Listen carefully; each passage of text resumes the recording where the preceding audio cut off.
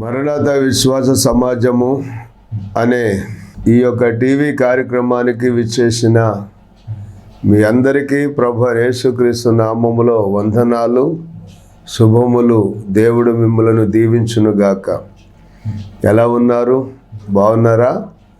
ప్రభు కృపను బట్టి ఈ విధంగా మరలా ఒకసారి మీ మధ్యలోనికి, మీ గృహాల్లోనికి ఈ టీవీ ద్వారా మరి మీ యొక్క గృహాల్లోనికి వచ్చి మరి దేవుని వాక్యాన్ని పంచుకునే అవకాశము మరి దేవదేవుడు మరి మాకు కల్పించిన ఈ అవకాశాన్ని బట్టి మీకే కృతజ్ఞత స్తుతులు స్తోత్రాలు మా దేవునికి మరి చెల్లించుకుంటూ మీకు ప్రత్యేకమైన వందనాలు చెల్లిస్తూ ఉన్నాము. దేవుడు మిమ్మలను, మీ కుటుంబాలను ఆశీర్వదించునుగాక. మరి దేవుని యొక్క వాక్యంలో మనం చదువుతున్నప్పుడు 1 సమూయేలు గ్రంథము 25వ అధ్యాయము 6వ వచనంలో ఈ విధంగా వ్రాయబడి ఉంది. 1 సమూయేలు గ్రంథము 25వ అధ్యాయము 6వ వచనంలో, ఆ భాగ్యవంతునితో నీకును నీ ఇంటికిని నీకు కలిగిన అంతటికిని క్షేమమౌను గాకని పలికి ఈ వర్తమానము తెలియజెప్పవలెను అని దావీదు గారు మరి తన యొక్క సేవకులను ఆ భాగ్యవంతుడైనటువంటి నాబాలు దగ్గరకు పంపించినటువంటి సందర్భం చూస్తున్నాం. దేవుని యొక్క సేవకులు ఎక్కడికి వెళ్ళినా మరి వారు ఆ ఇంటి వారిని మరి దీవించడానికి, దీవెనకరంగా ఉండటానికి మరి ఆ మాటలు ఎంతో మరి ఆశీర్వదించుతాయని మనం ఆ మాటలను గమనించాలి. ఇక్కడ మరి వెళ్ళినటువంటి సేవకులు, దావీదు పంపించినటువంటి సేవకులు వెళ్ళి ఆ భాగ్యవంతునితో నీకును నీ ఇంటికిని నీకు కలిగిన అంతటికిని క్షేమమౌను గాకని పలికి ఈ వర్తమానము తెలియజెప్పమన్నారు. ఏ వర్తమానము అంటే ఆయన పంపించినటువంటి ఆ వర్తమానము తెలియజెప్పమని మరి సెలవిస్తున్నట్టుగా మనం చూస్తూ ఉన్నాం. ఇక్కడ దేవుడు పంపించి దేవుడు సెలవిచ్చినటువంటి మాటలు మరి ప్రజలకు అందించమని దేవుడు పలికినప్పుడు ఆ మాటలు అందించడానికి మరి దేవుని యొక్క సేవకులుగా మేము మీ మధ్యకు వచ్చి మరి ఈ రీతిగా దేవుని మాటలు, వాక్యాన్ని పంచుకుంటూ ఉన్నాం.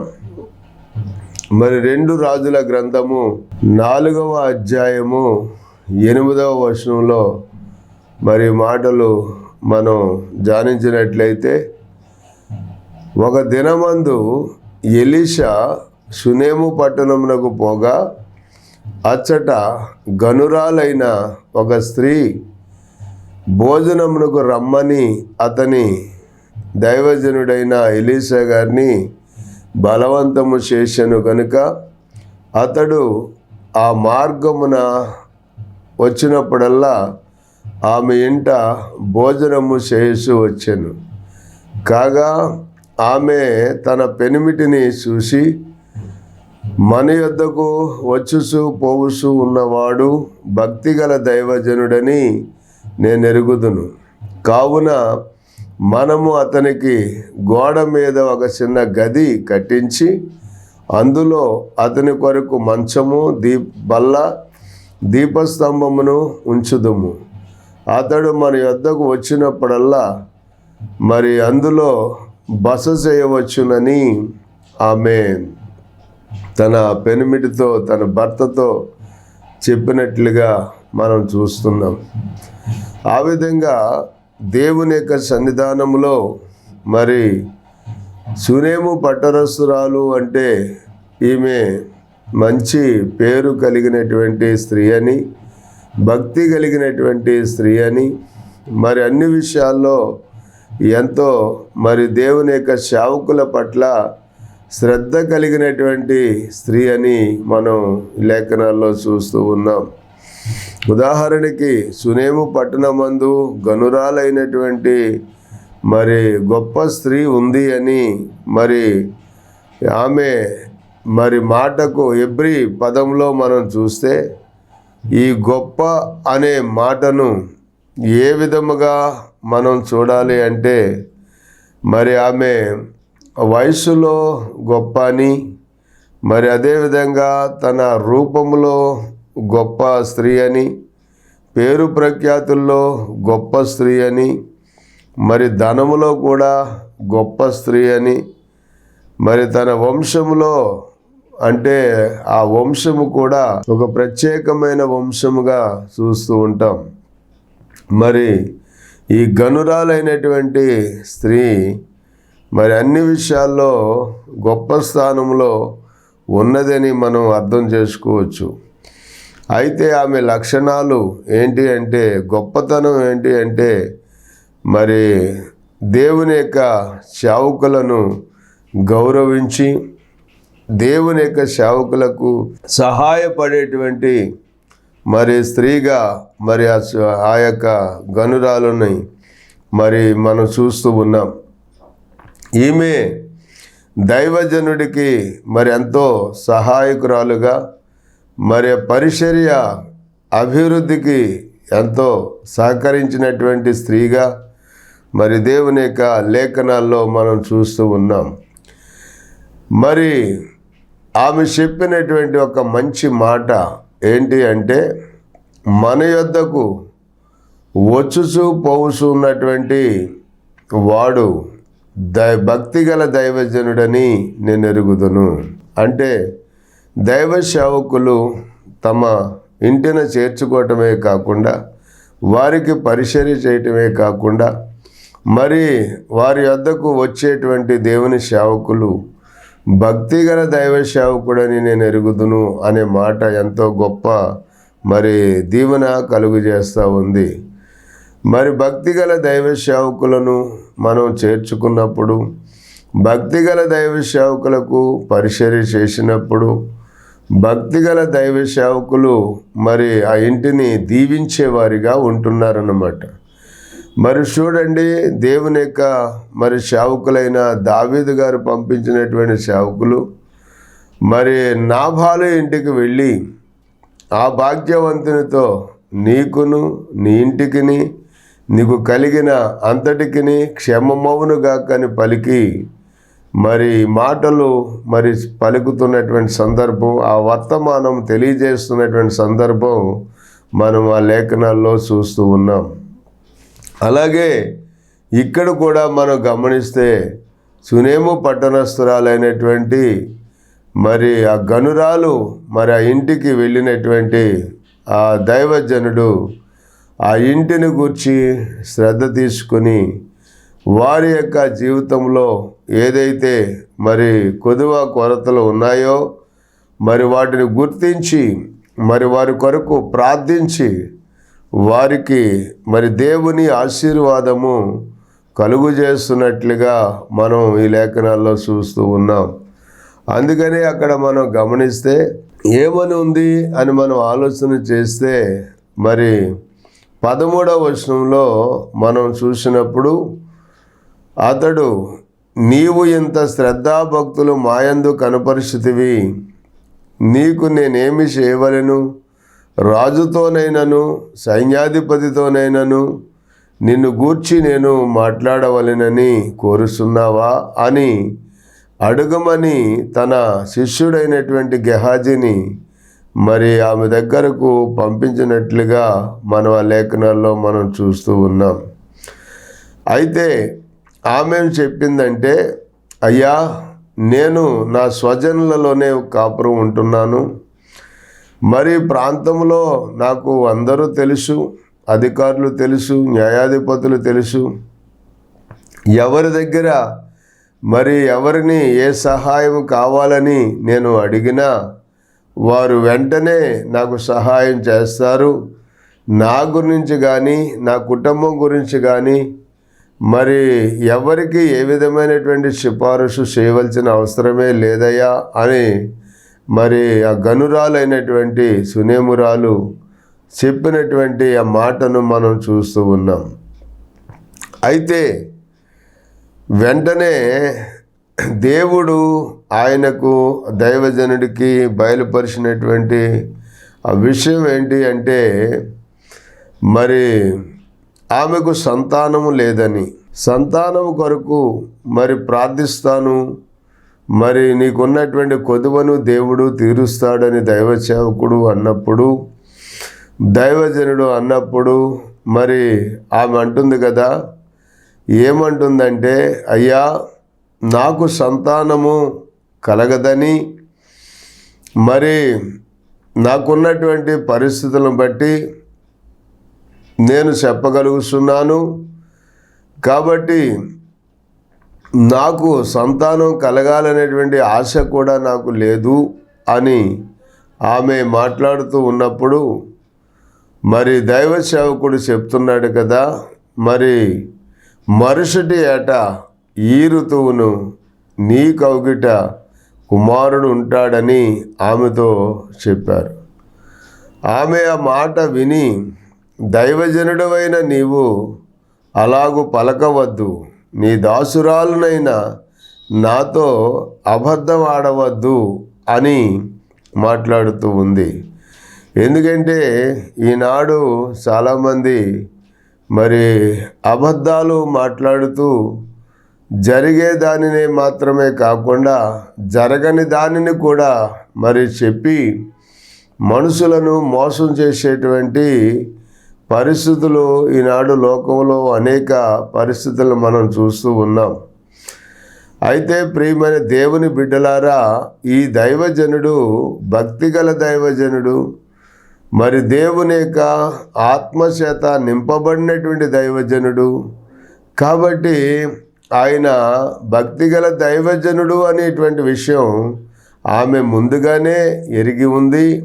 అయినప్పటికీ కూడా మరి తనకున్నటువంటి పరిస్థితిని బట్టి తన శరీరము మరి బిడ్డలను కనటానికి సహకరించదని, మరి ఈ విషయాలన్నీ కూడా తనకు తన యొక్క మరి స్థితిని చూసి ఆమె ఆ విధంగా మాట్లాడుతూ ఉన్నటువంటి సందర్భాన్ని మనం చూస్తూ ఉన్నాం.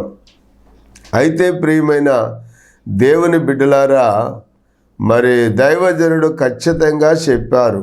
ఏమని చెప్పారు అంటే, అమ్మా మరుసటి ఏట మరి ఈ ఋతువున నీ కౌగిట్లో కుమారుడు ఉంటాడు, అది నిశ్చయము అని ఖచ్చితంగా దైవజనుడు ఆమెకు చెప్పారు.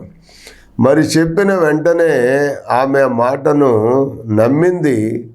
మరి దేవుడు అద్భుతమైనటువంటి ఆ కార్యము జరిగించారు. కారణం ఏంటి అంటే, మరి వయసుతో నిమిత్తము లేకుండా మరి సారమ్మ అబ్రహాము మరి 99 సంవత్సరాల వయసులోనే మరి దేవుడు వారికి బిడ్డల్ని కలుగు చేసిన సందర్భాన్ని మనం చూసాం. అలాగే జకర్యా ఎలిజబెతులు వృద్ధాప్యాయమందు కూడా వారు సంతానాన్ని కనినట్లుగా దేవుని లేఖనాల్లో మనం చూస్తూ ఉన్నాం. అంతేకాకుండా మరి దేవుని యొక్క సంకల్పం, ప్రణాళిక, ఆయన రక్షణ కార్యము మరి లోకంలో జరగాల్సి ఉన్నప్పుడు మరి కన్యకైనటువంటి మరియ దగ్గరకు గాబ్రియల్ దేవదూతను పంపించి, మరి దయాప్రాప్తురాలా నీకు శుభము, నీవు దేవుని వలన కృప పొందితివి అని చెప్పి మరి దేవుని యొక్క మరి మాట ప్రకారముగా మరి ఆమె పరిశుద్ధాత్మ ద్వారా గర్భవతి అయి కుమారుని కనినట్లుగా దైవలేఖనాల్లో చూస్తూ ఉన్నాం. ఈ విధంగా మనం చూస్తే దేవుడికి అసాధ్యమైనది ఏమీ లేదు అని ఆ మాట రుజువు చేస్తూ ఉందన్నమాట. అందుకనే దైవజనుడు చెప్పాడు, మరుసటి ఏట ఈ ఋతువున నీ కౌగిట కుమారుడు ఉండునని ఆమెతో మరి చెప్పినప్పుడు మరి ఆ మాటను ఆమె నమ్మింది, విశ్వసించింది కనుక దేవుడు అద్భుతంగా ఆమెకు సంతానాన్ని దేవుడు ఇచ్చాడు. దేవునికి స్తోత్రం. మరి ఈ విధంగా మనం చూసినప్పుడు దేవుడిచ్చినటువంటి ఆ సంతానాన్ని మరి తన భర్త పొలంలో ఉన్నప్పుడు, పనివారు పనిచేస్తూ ఉన్నప్పుడు అక్కడికి తీసుకుని వెళ్ళి అక్కడ భర్త దగ్గర ఉంచినప్పుడు ఆ బిడ్డకు తెలియనటువంటి అనారోగ్యం వచ్చింది. వచ్చి ఆ బిడ్డ మరి తలపోయనే అని చెప్పి మరి అతడు తన తండ్రి దగ్గర నుంచి పనివాడి చేత ఇంటికి పంపించబడినప్పుడు మరి ఆ పిల్లవాడు మధ్యాహ్నం వరకు తల్లి తొడ మీద పడుకుని మరి తెలియకుండానే అకస్మాత్తుగా ఆ బిడ్డ చనిపోయాడు. అప్పుడు ఆమె పిల్లవాడిని దైవజనుడి యొక్క మంచం మీద పెట్టి తలుపు వేసి బయటకు వచ్చి ఒక పనివానిని, ఒక గాడిదను నా వద్దకు తీసుకుని రమ్మని చెప్పిన తర్వాత మరి ఆ పనివాడు గాడిదను సిద్ధం చేసి తీసుకుని వస్తే నేను దైవజనుని వద్దకు పోయి వచ్చేదనని తన పెనిమిటితో ఆమె చెప్పింది. అతడు నేడు అమావాస్య కాదే, విశ్రాంతి దినము కాదే, అతని వద్దకు ఎందుకు పోవుదువు అని అన్నప్పుడు ఆమె అంటుంది, నేను పోవుట మంచిది అని చెప్పి మరి దైవజనుడి దగ్గరకు ఆమె మరి వెళ్ళినట్లుగా లేఖనాల్లో చూస్తూ ఉన్నాం.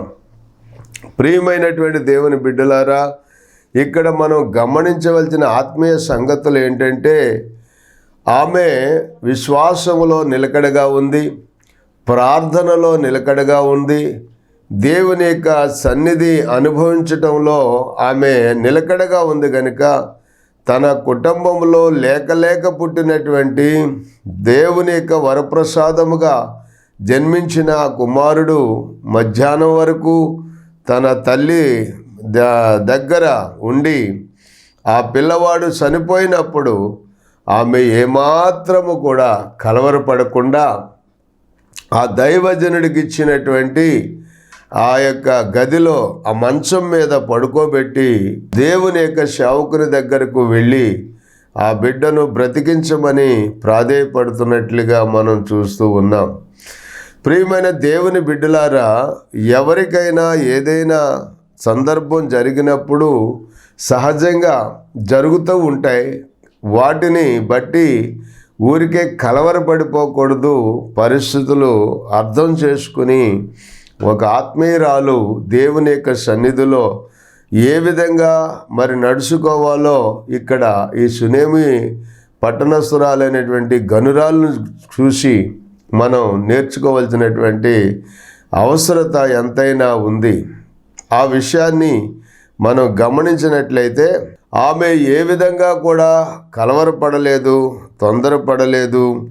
ఆ విధంగా దైవజనుడి దగ్గరకు వెళ్ళి, అయ్యా, నేను బిడ్డను ఇమ్మని అడగలేదు, నేను ఆశపడలేదు, అయినా మీరు నా కొరకు ప్రార్థన చేశారు, దేవుడు నాకు సంతానాన్ని ఇచ్చాడు.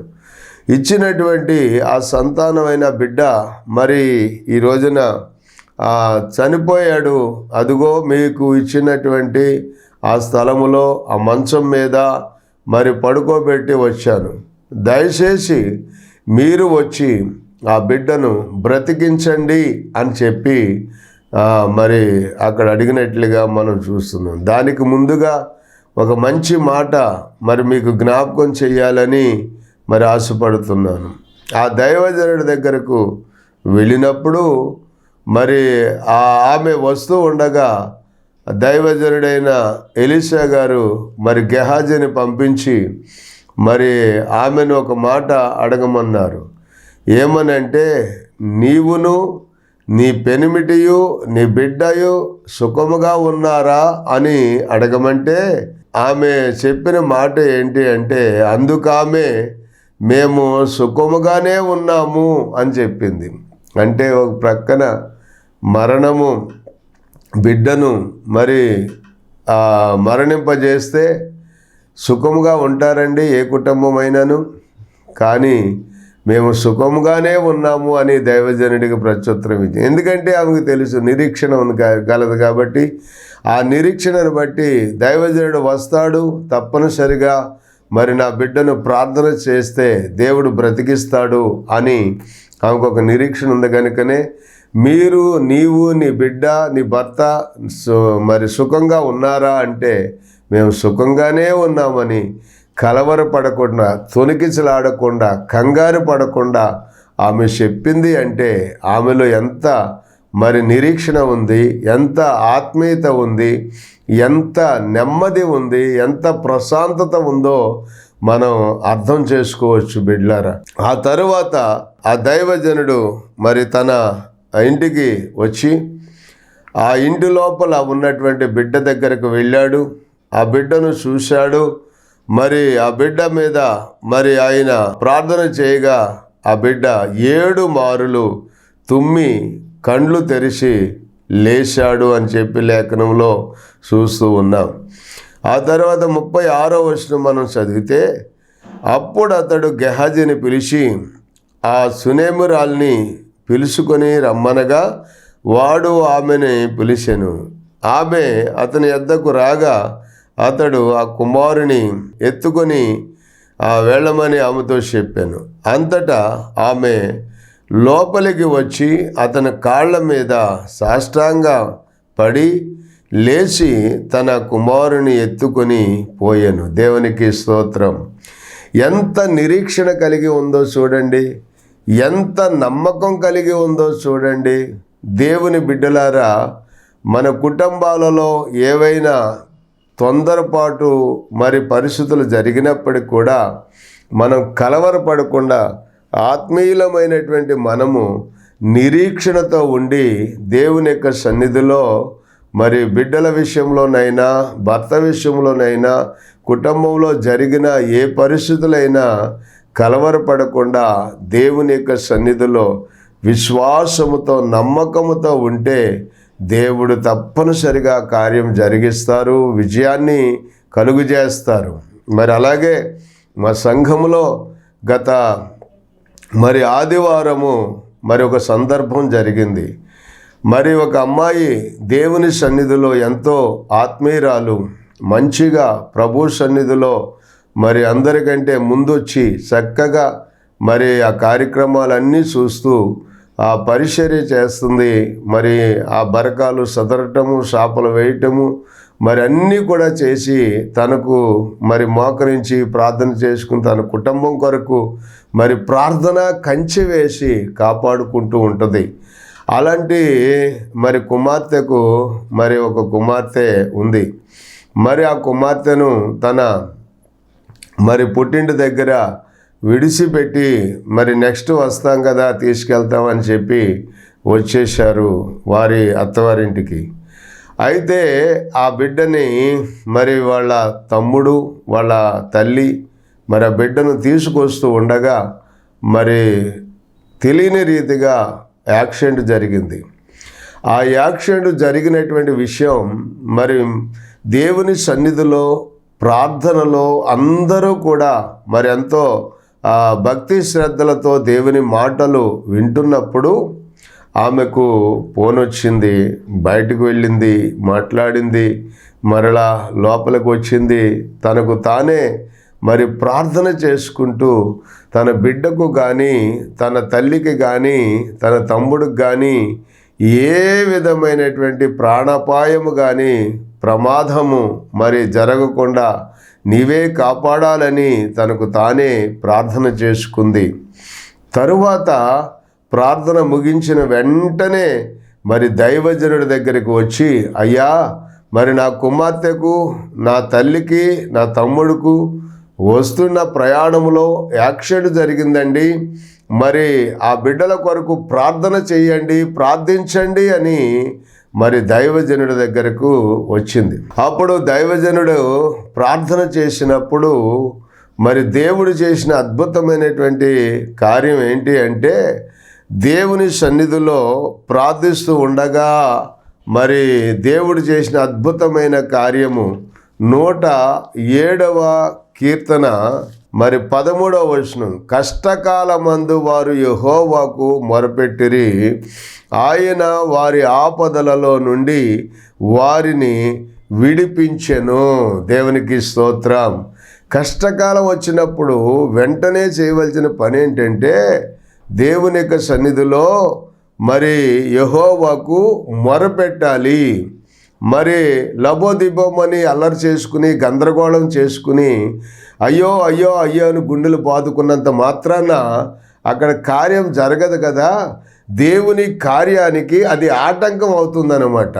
అందుకనే ఆ అమ్మాయి చేసిన మంచి పని ఏంటి అంటే, నేను దైవజనుడి దగ్గరికి వెళ్ళటం మంచిది అని అనుకుంది. తనకు తానుగా ప్రార్థన చేసుకుంది. మరి దేవుని సేవకుడి దగ్గరికి వచ్చి మరి ప్రార్థన చేయమని కోరింది.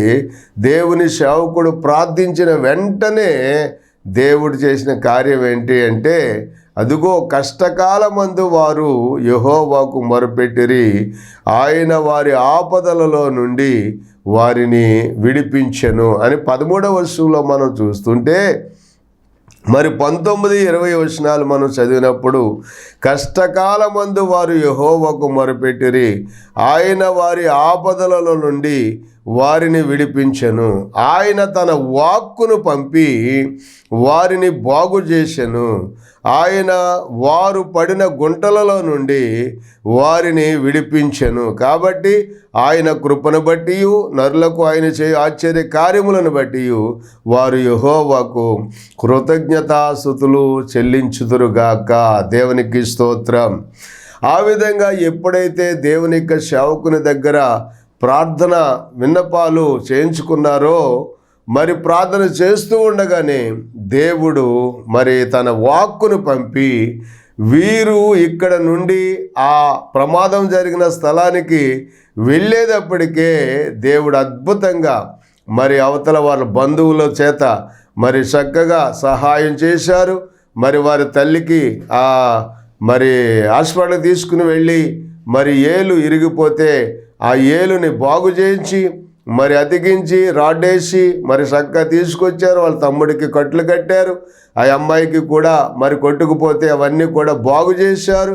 ఇవన్నీ చూస్తే దేవుని వాక్యానుసారంగా ఆ బిడ్డ దేవుని సన్నిధిలో జీవించింది కనుక ఆ ఆత్మీయురాలు ఆ ఆత్మీయతను బట్టి దేవుడు తన కుటుంబాన్ని తన కుమార్తెను కాపాడుకున్నాడు. ఈ విధంగా ఒక ఆత్మీయురాలు చేసినటువంటి ఆ యొక్క ప్రార్థన తన కుటుంబాన్ని ప్రమాద స్థితిలోంచి తప్పించి కాపాడుకుంది.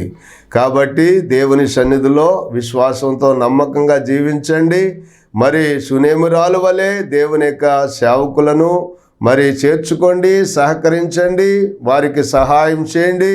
దేవుని సువార్త అభివృద్ధిలో పాలు పంపులు పొందండి. దేవుడు మిమ్మల్ని దీవించునుగాక. చిన్న ప్రార్థన. తండ్రి, మీకు వందనాలు, స్తోత్రాలు చెల్లిస్తున్నాం.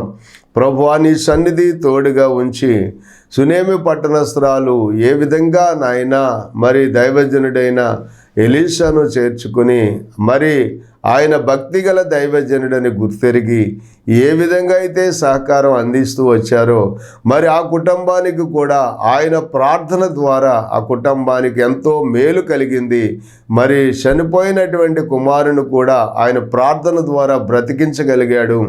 అలాగే ఆపదలో ఉన్నటువంటి ఇదిగో ఈ కుటుంబానికి కూడా ప్రార్థించిన వెంటనే మీరు సహాయం చేయించారు. అలాగే ప్రతి కుటుంబములో కూడా దేవుని యొక్క మేలులు దీవెనలు పొందుకునే భాగ్యం అందరికీ దయచేసి ఆశీర్వదించండి. యేసు నామములో ప్రార్థిస్తున్నాం పరమ తండ్రి. ఆమెన్. దేవునికి స్తోత్రాలు, మీకు వందనాలు.